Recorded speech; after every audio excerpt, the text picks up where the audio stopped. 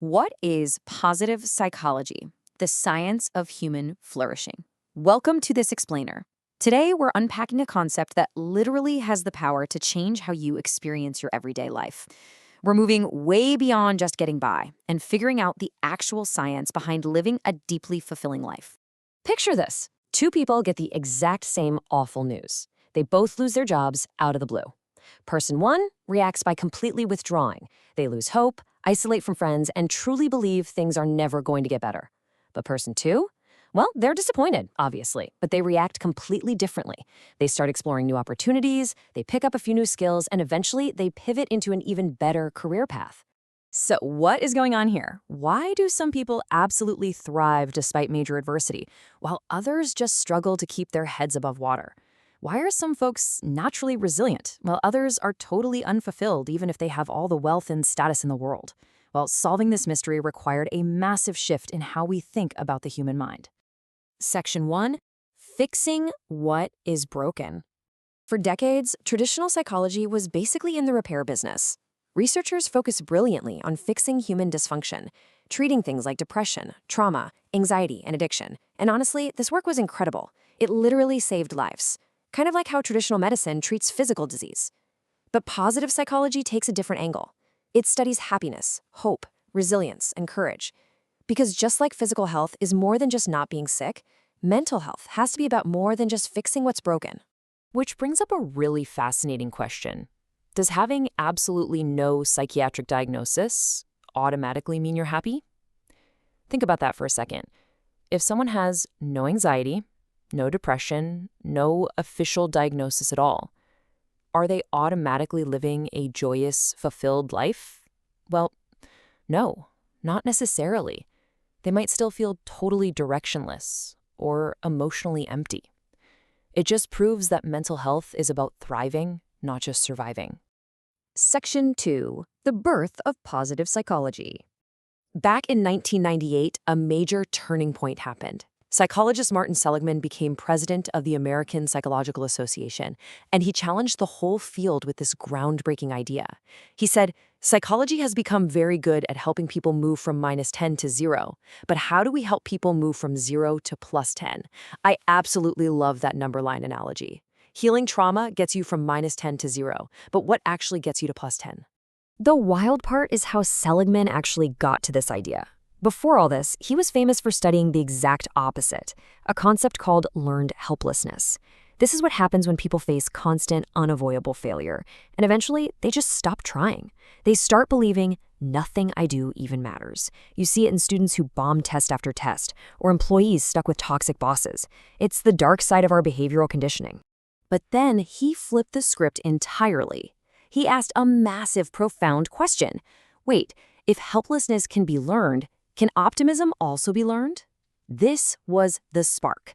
This exact question kicked off a brand new focus in psychology. Instead of just studying human weakness, science finally started rigorously studying human strength. Section 3. What is human flourishing? So, formally speaking, positive psychology is the scientific study of human strengths and the conditions that let individuals and communities thrive. It's built on this core belief that strengths, like curiosity, perseverance, and kindness, aren't just rare superpowers. They exist in everyone. And just to be super clear, it doesn't ignore human problems. It just complements traditional psychology instead of contradicting it. The ultimate goal here is flourishing. We're talking about living a life packed with growth, engagement, purpose, and fulfillment. But here's the kicker. A flourishing person isn't someone who just skips through life with zero sadness. They experience all this growth even while managing inevitable challenges. They still fail, they still get sad, but they know exactly how to grow right through those setbacks. Section 4. Core Pillars of Positive Psychology. Flourishing isn't just one magic ingredient. It's a mix of a few core pillars. Researchers dig into happiness, resilience, and your innate character strengths. They look at positive emotions, things like joy and gratitude, which actually boost your problem-solving skills. They also find that strong, healthy relationships are quite literally one of the best predictors of a long, happy life. And lastly, they study meaning and purpose, which goes way beyond just chasing pleasure. Knowing your why is an absolute game changer for your well-being. Section 5. Debunking Toxic Positivity.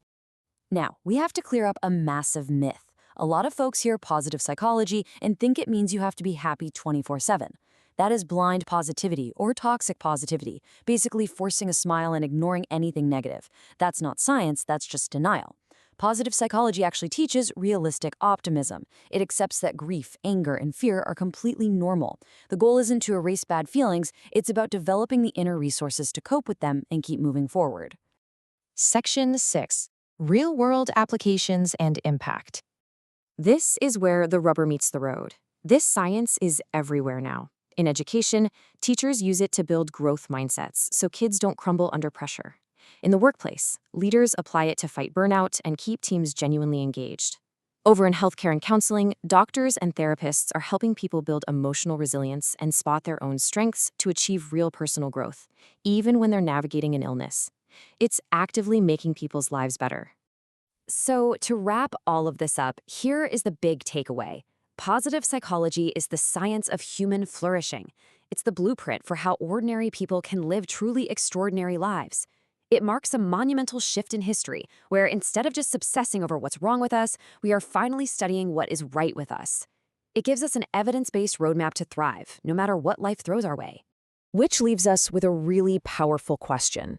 If mental health isn't just about fixing the bad, how do we actively cultivate the good every single day? That is exactly what we will be diving into next time in our explainer, Redefining Mental Health, why mental health is more than the absence of mental illness. Thank you so much for hanging out with me today, and a special thanks for watching Beautiful Mind YouTube channel. See you next time.